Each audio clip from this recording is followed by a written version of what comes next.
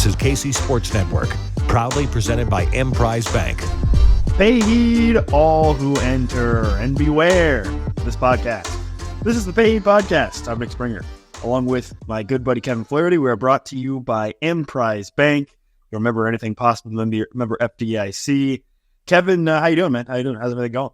It's going really well. How about you, Nick? Yeah, it's been good. It's been good. Graduation was this weekend, obviously in Lawrence. Yep. So there was a lot of traffic to deal with. There was a lot of people out and about, but it's generally a very celebratory time period. But if you were trying to get into a restaurant or book a hotel, probably out of luck on that front. It was fun. It was a good time. I had a couple friends that actually graduated, so got to experience, be a part of their celebration with that. So yeah, it's a good weekend. A little bit of a surreal graduation, right? With no Memorial Stadium. Yeah. It honestly, I think there was a lot of concern about how it was going to come together, but it seems to, I think, have been kind of fine for the most part. And obviously, Kevin, I don't know about you, but I guess I graduated during COVID, so it was different for me. But for a lot of people, it's you walk through the Campanile, and then most people maybe just end up leaving after that. They don't even bother going to commencement. We didn't even sit down because at the from the journalism school, you have your own journalism school graduation previous day, and then on the big graduation day you walk down the hill like you were saying with your school and everything else, and then you walk into Memorial Stadium. We walked right out, like we walked in right out the building and went to the sandbar, for drinks. So I think to us, from a family standpoint, and then also from, friends, fraternity, brothers, all those things, we had already had our main graduation, for our school and, for our parents to take the picture of us getting the diploma and all of those different things. And so, the main ceremony maybe wasn't, it was cool to have the experience of walking down the hill, but at the same time, it wasn't, the ceremony itself wasn't like a must book thing. It was kind of like, well, do we really want to sit out here, for another hour or whatever as all this goes on, or, get on with our day? And we went ahead and got on with our day. Yeah, I think for a lot of people, it's you walk through the Campanile, you get to the bottom of the hill, and then you pop the champagne, and you're out to the bars after that, right? Yep, that was the way it worked, pretty much. Yeah. Well, we are here today, going to be talking a little bit KU basketball, in the off season here. Some interesting news came down late last week about one of KU's transfer portal commits. That is one Riley Kugel, who it now appears will not be joining Kansas. Bill Self went on Andy Katz's podcast or show, or whatever it is, and did an interview with him and mentioned Riley Kugel by name actually at that point earlier last week. And then kind of comes out now that Kugel's not going to be able to join Kansas. This is a player that you may have forgotten about because he committed so long ago, back in early April. He was KU's first transfer portal commit, a guard out of Florida. He had played 2 years at Florida. His freshman year, he was all SEC freshman team for Florida, shot 37% from three. This past season was a bit more up and down. Sounded like maybe he had, kind of butted heads with head coach Todd Golden at Florida. Ultimately, enters the transfer portal. Kansas goes after him pretty quickly, and he commits to Kansas pretty quickly. But then it seems like now it didn't really work out for him. So he's back in the transfer portal, I guess, or back looking for a new team. And now for Kansas, that kind of changes the discourse around KU right now, because Kugel was not a guy that I think was going to be a starter. But one of the other things that Bill Self did mention when talking to Andy Katz is that he wants 8 starters. And Riley Kugel may have been one of those 8 guys. So while I don't anticipate that Kugel would have been a starter, he probably was a guy that still was going to be playing a fairly large role off the bench. And Kansas, that knocks him down to 11 scholarship players. And this is a team in Kansas that is going to be needing to take away one scholarship either this year or next year to wrap up the IERP stuff. And now you look around, and considering how late in the process KU is right now, what they are going to do to try to fill that last scholarship spot, or what they how they choose to approach that. But I guess let's start here, Kevin, first with Riley Kugel and him no longer being a part of this team. As I mentioned, I didn't really think he was going to be a starter, but what kind of role did you think he might have been able to have with KU, and how do you think KU looks now with him sort of out of the fold? Yeah, he was firepower. And, very specifically, I think we talked about, different position and all those different things, but you look at the value that Remy Martin had for Kansas as a tough shot taker and a tough shot maker. And Riley Kugel had a lot of that. He was a guy that if the shot clock was winding down, you could be really well defended, and he could, take a jab step, dribble, and a shot that you would normally say, hey, that's a bad shot, and knock it down. And I think, when you looked at Kugel's shooting percentages, I think they were more a testament to that and the types of shots that he was taking, as opposed to, hey, this guy isn't a very good shooter. Obviously, a really good athlete as well. He was somebody that ended his freshman year on really some kind of heater, and there were people talking about him, as a first-round NBA draft pick coming out of his freshman year. Came back to Florida, like you said, was kind of up and down, did shoot the ball well, again, in SEC play. But I think that was the thing. I saw it exactly like you did. I didn't necessarily think he would start, but I did think when you looked at a rotation of 8 or so guys and you wanted one of those wing guys coming off the bench to really supply that kind of firepower, the ability to make shots, and even just the competition where if somebody isn't playing well, to have somebody else that you could go to. You don't have to sort of ride it out with that guy. I think all of those were really valuable things, and I would not be a bit surprised. You were talking about, having at least one scholarship left, if they decide to eat the extra scholarship this year rather than next year. I wouldn't be a bit surprised to see Kansas go for a similar type of guy.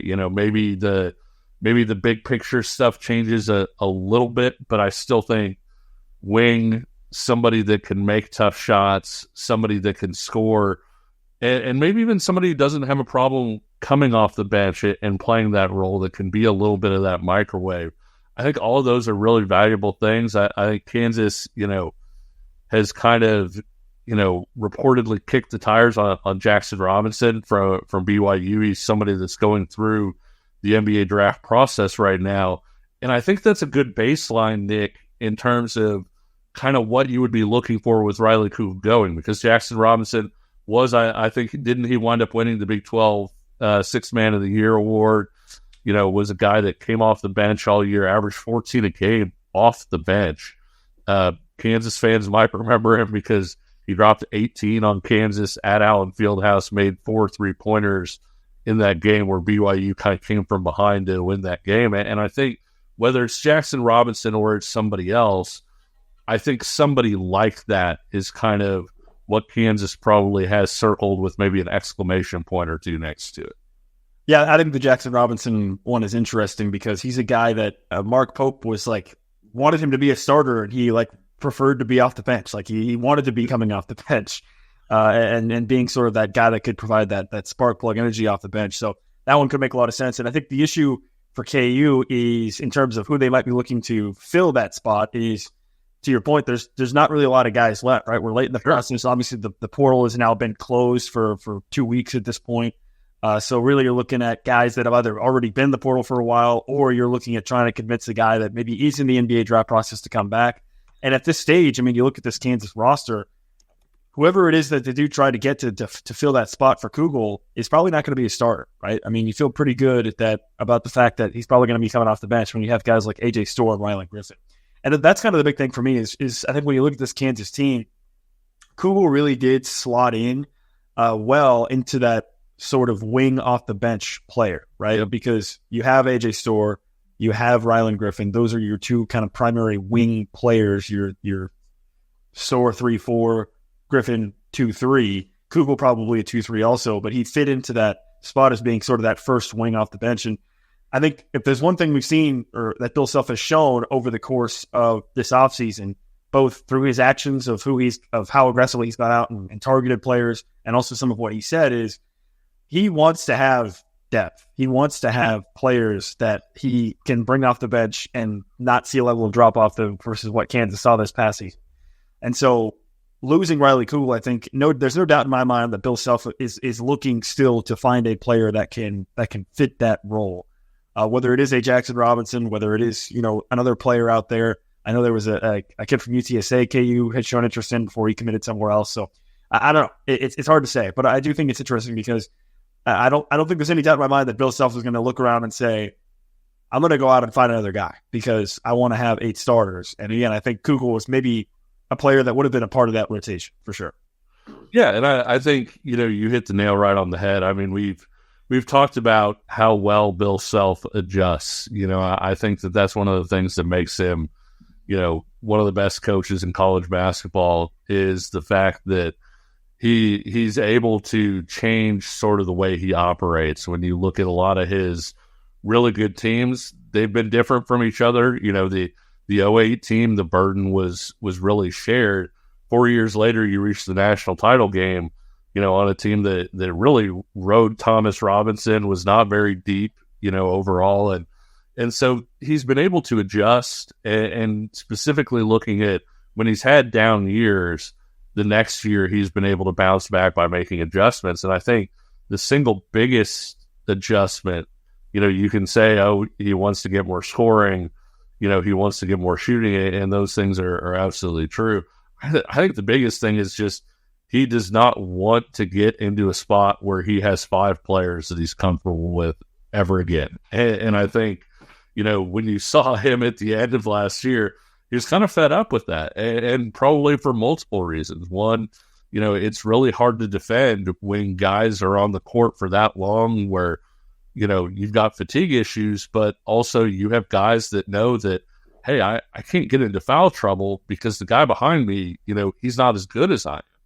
And I think even beyond that, coaches like it when players have competition that kind of push them. And coaches will say very often, that they don't decide playing time, players do. And so some of us might look at it and say, well, gosh, if you've got 8 guys, how are people going to be happy? And coaches would say, well, I'm not the one saying that this guy has to be on the bench. He's getting beat out. And so I think that coming off of last year, Bill Self is going to make sure that this roster is loaded for bear. And that's probably especially true from a depth standpoint. Like you said, he wants 8 starters. He may have said 8. He might have meant 9. I mean, he wants a lot of guys that can factor in, and then, they'll make the playing time decisions in terms of who beats who out. And it's not the worst thing either to have players who are really good in certain situations, whether that's having somebody that you feel like can close out a game defensively, whether that's feeling like, we just talked about Jackson Robinson, and I hate to belabor the point, but like Jackson Robinson's a 91% free throw shooter, and so maybe he doesn't start a game for you, but he might be a guy that you have into those final 3 minutes because, one, he can go get his own shot, he can score, but 2, if he gets fouled, he's giving you an impact there. And so I do think that having guys that you can tap into in different situations as you need it is a great thing too. I did have one more thought on Bill Self while you were touching on there. We'll get to that on the other side of this break. Before we do go to break, though, got to tell you about one of our sponsors. That's Home Field Apparel. You can check out Home Field Apparel at homefieldapparel.com. They've got over 130 different colleges to choose from. They've added some NASCAR stuff. I don't know if you're a NASCAR fan, Kevin. I am, so I'm interested in that. They've got all kinds of stuff over there. They actually just announced something with the McLaren, I believe. I've got my Jayhawks Home Field Apparel shirt on right now, so be sure to check out Home Field Apparel. Listen, you want to get it now so you can be ready and geared up for KU football season coming up in the fall. You can use promo code KCSN23 for 15% off your first order. That's over at homefieldapparel.com. Be sure to check them out. We're back in just a moment with more talk for KU basketball here on the Pay Podcast. We appreciate you supporting KC Sports Network by listening to our podcast. You have helped us become the highest-ranked Chiefs podcast network in 2022 and 2023. And don't forget about our daily Substack newsletter, the best written analysis you can find on the Chiefs straight to your inbox every day. kcsn.substack.com. This is the Pay Podcast. I'm Nick Springer along with Kevin Flaherty. Be sure to leave us a comment if you're watching on YouTube. If you are listening, be sure to subscribe, like, and also leave us a 5-star review if you'd like it, if you like what you're seeing and or listening. One final thought here, Kevin, I had on what you were saying about Bill Self there before we went to break, is that you mentioned, Bill Self is great at adjusting. I was thinking, Bill Self, he doesn't adjust. he takes weaknesses and turns them into strengths. And that's exactly what he's kind of done right now with this team in terms of three-point shooting, in terms of depth. He's gone out and made sure that is going to be something that is going to be a strength now coming in for Kansas into the fall of 2024. And yeah, Riley Kugel, I think, was probably going to be a part of that a little bit. And so now with him sort of out of the picture, I do think you'll see Bill Self aggressively go out and try to find, if it is Jackson Robinson, if it is somebody else out there, maybe, we could have this conversation now. Also, you think about it, Johnny Furphy. I'm sure going through the NBA draft process as well. And he's a guy that I'm sure KU might look at and say, hey, now we really do have kind of the perfect fit for you to come back to this team and be a part of it. If he decides to do that, obviously fantastic. But yeah, it is interesting because I think Bill Self, kind of like you were saying before the break, throughout his coaching career, he not only does he adjust, he takes weaknesses and makes them strengths usually. Like he's just, it's pretty remarkable what he's able to do. And obviously you look at this team going into 2024, they are being a consensus preseason 1-2 team again, and a lot of the way too early top 25s. Kevin, let me ask you this. At what point does it stop becoming way too early and it just transitions into early? See, you're going to give me ranting now, and that's not right. But, it kind of cracks me up because you have people say, way too early rankings in like September. To me, your whole team's on campus at that point. It's not way too early anymore. You know who your roster is, and so I do think, it probably reaches that point at some point over the summer when you should shift that over. But yeah, some people, it feels like they roll out their way too early rankings like right on into November. And it's like, it's not way too early anymore. Which players each team has. And so, it makes sense for the first one, and maybe the next few as you're continuing to update. A point on Furphy real quick that, because you brought him up, one thing that we haven't kind of talked about is Kansas obviously, looking to probably add that next player through the transfer portal. Kansas didn't add Johnny Furphy until August last year. And so I'm not saying that at a first-round talent, Australian is going to fall right into your lap in the middle of the summer, but I am saying that, sometimes stuff like that happens. Marvin Bagley reclassifying a few years ago for Duke, was a guy that came in late and wound up, being obviously a first-team All-American that kind of fell in kind of late. And so if you're a Kansas fan and you're looking at the portal and you're not liking what you're seeing, yes, that's probably the most likely way to add somebody, but that doesn't necessarily mean it's the only way. You do still have potential high school reclassifications. You do still have potentially an international guy or two that could wind up popping up on the radar as well. Yeah, but to that end, I almost do wonder, though, if Kansas is sitting here, it's the middle of May right now. I do wonder if they're sitting there and saying, last season we had the issue with Arterio Morris where he ends up leaving in the summer. Obviously, they brought in Johnny Furphy. I wonder if there's any sort of conversation among the coaching staff of, hey, let's try to get the roster finalized, by June 1st, by first week of June, whatever, to where we understand and know exactly what we're dealing with. Because, I just have to assume, from the outside perspective, and maybe you have more insight on this, Kevin, but you think about as a coaching staff dealing with all that turmoil in the offseason of generally that's a time period where, it's you're game planning, you're preparing for what you're going to be doing in the regular season. And then you have a guy depart the team, you're scrambling, you have somebody added late, in the summer.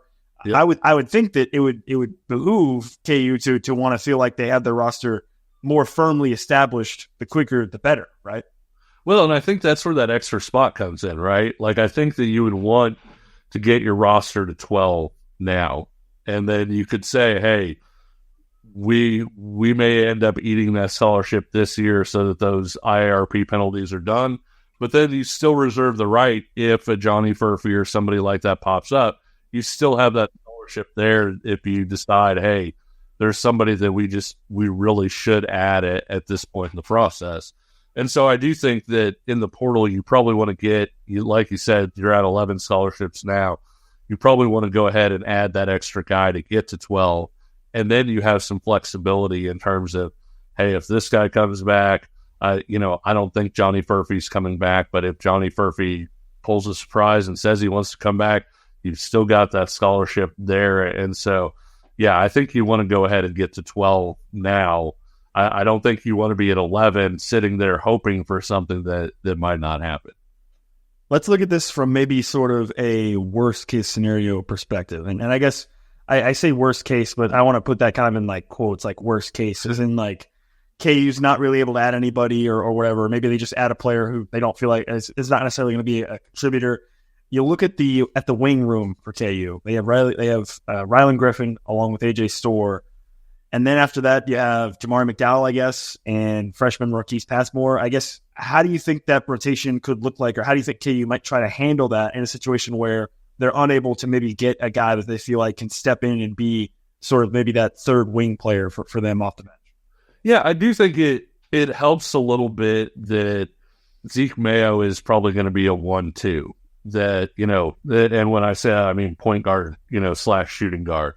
I think that Elmarco Jackson has a chance to be a 1/2. And so your wing group does fill out a little bit with guys like that in there. Griffin is kind of a 2-3. Storr is kind of a 3-4. And so you could mix and match those guys a little bit. I do think, Jamari McDowell, seemed a little over his head at times. He was a freshman. You can expect that. Also had some really good moments, as a freshman. And you typically see the biggest jump for a player between his freshman year and his sophomore year, right? Because you get to college, you figure out, hey, I can do this at this level. I can't do this at this level. And you adjust accordingly. Passmore is a really good athlete. I'll be interested to see how the shooting translates, because there's some really encouraging things there as well. But there's a difference between, making high school jumpers and making college jumpers with more athletic guys closing out on you and all of those things. But I think that's kind of how that wing group is going to work out a little bit, is you're going to have, Zeke Mayo is probably going to get a lot of minutes at the 2, next to DeJuan Harris. Elmarco Jackson, when he comes in, is probably going to be either next to DeJuan Harris or next to Zeke Mayo. And so you kind of fill out that group. Rylan Griffin can play the 2, but he can also play the 3 in some of those other lineups and everything. Storr can play that, small forward / power forward spot. And so, at first glance, you're looking at it and you're saying, well, the wing group isn't that deep. But I think because of the versatility of that group, it maybe gets a little bit deeper too. And then obviously you've got KJ that can play the 4 and whatever else. Yeah, I think that it kind of hinges on this idea of, KU gets Zeke Mayo. And I think the immediate thought was, okay, now you have your 1 and 2 starters, right? DeJuan will start at the 1, Zeke will be your 2. Well, then you go and you get Rylan Griffin and AJ Storr. And if you assume that KJ Adams is probably still going to be slated for a starting role, you start to look around and think, okay, does now Griffin become your 2 starting next to DeJuan Harris, and you get bigger there, and then you start AJ Storr at your 3? Or is it now, is one of those guys coming off the bench? I guess, how do you kind of figure that out, you think? I guess Bill Self always says this stuff doesn't matter, but obviously it's the opposite. So we're going to talk about it. Sure. When you look at that, you've got, you're going to have DeJuan. I guess we're going to assume KJ Adams is still going to be starting at the 4 at this point. So what do you do with the 3 guys of Zeke Mayo, Rylan Griffin, and AJ Storr for basically those 2 and 3 spots? Yeah, it's tough because I think that each of those guys has sort of a talent that makes them indispensable within this group, right? Like Zeke Mayo is a tremendous pull-up shooter, and that is something that Kansas really wanted to add. Having somebody on the break that is very comfortable just pulling up for 3, and being really, really good at it. You think about how valuable that was with Devontae Graham, playing next to Frank Mason, the fact that you didn't have to run offense for Devontae Graham sometimes. He could just, pull up from wherever he was at, and it was an effective offensive play. And so I think it'll be tough to keep that shooting out a lot. Obviously, Rylan Griffin's a good shooter too, but the thing that I think he brings is he may be the best wing defender of that group, and how Self values that. And so AJ Storr being the bigger wing, you knew heading into this offseason they wanted a bigger wing, and that's, what he does. Again, like I think he could play some 4, and I think there's going to be some lineups where you'll see like a Zeke Mayo at the 2, Rylan Griffin at the 3, and AJ Storr at the 4, and they can kind of all play together that way. But at the same time, from a starting lineup standpoint, would it really be a surprise to see KJ start at the 4 again? It wouldn't be to me. And, nope. At that point, you've got 3 guys for 2 starting spots. I think AJ Storr probably starts. And then I think, it's a question of, are you valuing Zeke Mayo's pull-up ability and ball handling versus Rylan Griffin's sort of 3-and-D profile? I think it's a really interesting discussion. And I know you probably wanted me to name, like, okay, this is the starter here. But I think it can go a couple different ways there. What do you think? Well, the reason I posed that question is because I do think that probably that idea or how that kind of shapes out would potentially impact how likely it is KU would be able to go out and get another wing-type player, right? Because if you have Rylan Griffin starting at your 2 and he's going to be taking more minutes at the 2 position, then you probably want to go out and more aggressively and find another wing player that you can utilize. Whereas if you think it's going to be more of a situation where Zeke Mayo is going to be more of your 2, and then you have Griffin and Storr as sort of your 2-3 guys, plus Storr being like a 4 guy whenever KJ's out, then maybe that becomes less important, I guess. So I guess the question just becomes, to me, is Zeke Mayo playing 20 minutes per game, or is he playing 28 minutes per game? Because then all of a sudden, maybe KU doesn't feel like it's as important that they go out and find another wing player if they expect that you're going to be able to utilize kind of Griffin and Storr interchangeably along with Zeke Mayo if he ends up playing more minutes. Yeah, and where are those minutes coming from, right? Like, is he getting, if he's playing 20 minutes a game, is it straight up he's getting 10 minutes relieving DeJuan Harris at the point guard and 10 minutes next to him at the 2? Is he playing, like you said, closer to 30 minutes where maybe he's getting 20 minutes at the 2?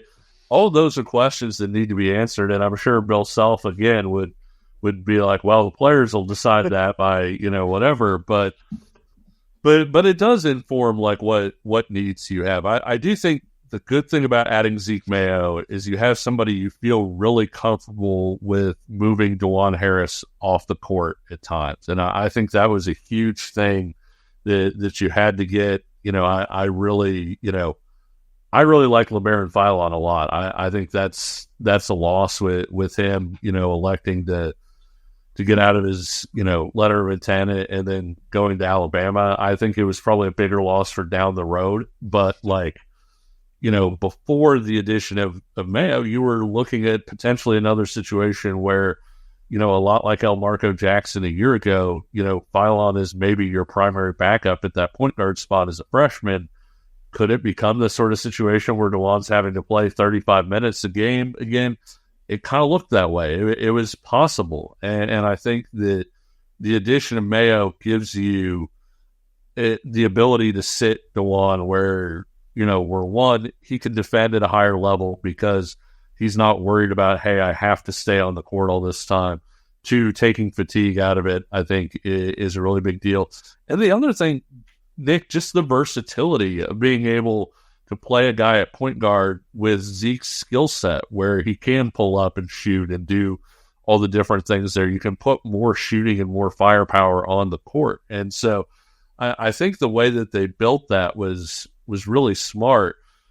I think when you look at, what you were just talking about in terms of picking out the needs for this team moving forward, I think at the 1, because you brought Zeke in, you're kind of set, right? You've got DeJuan, you've got the guy that's going to take the minutes when DeJuan isn't there.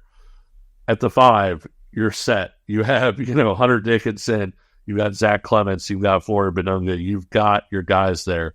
I think you're looking at whoever your 12th person is, they come in that 2, 3, 4 range. They're going to be a wing. Now, are they going to be a wing that's more of a 2? Are they going to be a wing that's more of a 4? I mean, that's a question that they have to answer. But I do think that looking at the roster, that last scholarship, if it is in fact the last scholarship that they use, it's got to be a wing, right? Oh, for sure. And I will say this. like losing Riley Kugel to me does not really impact what I think the floor of this Kansas team is. Yep. I think you could maybe make an argument that it impacts the ceiling a little bit because I think kind of like you mentioned earlier on, but Kugel is a guy that probably had the capability to come off the bench and just maybe sort of explode here and there, right? And then sure. be sort of that guy that could score points in a lot of games. He was a projected first-round pick, at one point in time, and you talk about the ceiling. If you add a first-round draft pick to your team, like if he played at that level, obviously your ceiling rises, right? Like if you have a first-round pick playing like a first-round pick, you're going to be better. Yeah, but again, I don't think it really impacts the floor of this team at all, right? I mean, I still think this is a very high caliber team, obviously, with what they've already built so far. So maybe it hurts their potential ceiling a little bit, but I still feel like Kansas is in a really good spot. And I think that's reflected kind of like what we touched on with a lot of the way too early rankings where no more Riley Kugel, and yet Kansas is still projected as a top 2-3 team in the country right now because of that. Because obviously you still have a stable of basically 6-7 guys that are really, really, really high caliber players. And so, the question just becomes, who can you find to slot in there? And obviously we touched on it.